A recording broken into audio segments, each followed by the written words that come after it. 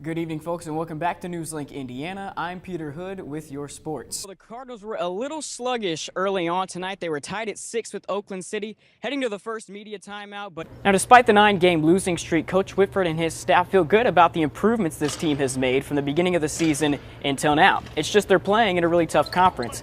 Ball State came into the game 2-0 in conference play, but after the double overtime loss in Kalamazoo, the Cardinals haven't won a game since, a program record 12 straight losses as they welcome Western Michigan back to town tomorrow night.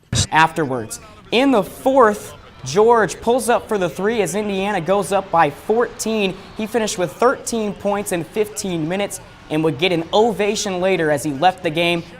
Now, while volleyball is in full swing, the basketball teams here at Ball State are just getting started.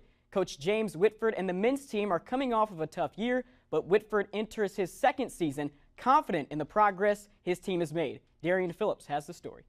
The Ball State baseball team has been on a roll of late, and they were looking to continue their dominance in the Mid-American Conference as they welcome the Akron Zips to town this weekend. The two teams split a doubleheader on Saturday, leading up to yesterday's rubber match on Easter Sunday. Defensive line was something I was really interested in seeing on Saturday. They're tinkering with some different schemes this year with the front seven. They're traditionally a 4-3 defense, or at least they were last year. However, Lyon and his team aren't shy about it. Their goal at the end of the year is to win the school's 7th state championship. The thing I want to do most is win the last game of the season. That is my goal. That is our team goal, is to win the last game of the season, because if we do that, that means we won state.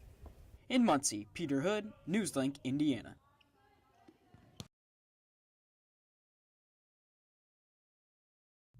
Basketball season is in full swing around the state of Indiana and across the nation here in 2015. In a state with a proud hoops tradition, the city of Muncie is no different.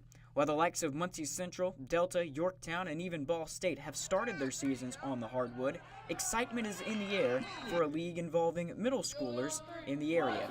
A league where the only stat that matters is your GPA. It's year number 2 of the Inter-City Educational League, also known as the Ice League. Because of how well it went over last year, it's just one of those things that you just want to continue. So here's how the league works. 7th and 8th grade boys who attend Muncie community schools and have a GPA of 2.0 or higher are eligible to participate, but only students with a 2.5 or higher are eligible to play full games. Students who sign up are drafted by one of the 4 centers involved, the Bewley Center, the Boys and Girls Club, the Ross Center, and the YMCA. Games are played at Muncie Fieldhouse beginning in February, and the league ends with a tournament for each grade. Commissioner Tom Lyon says year number 1 was a huge success.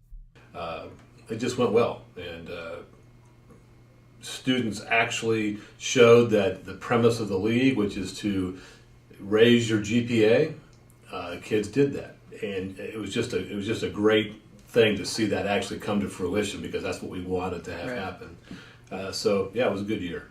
This year, among other new wrinkles, a girls' league will be added. Dr. Lindsay Blom, a professor of sport and exercise psychology at Ball State, has coached girls for over a decade.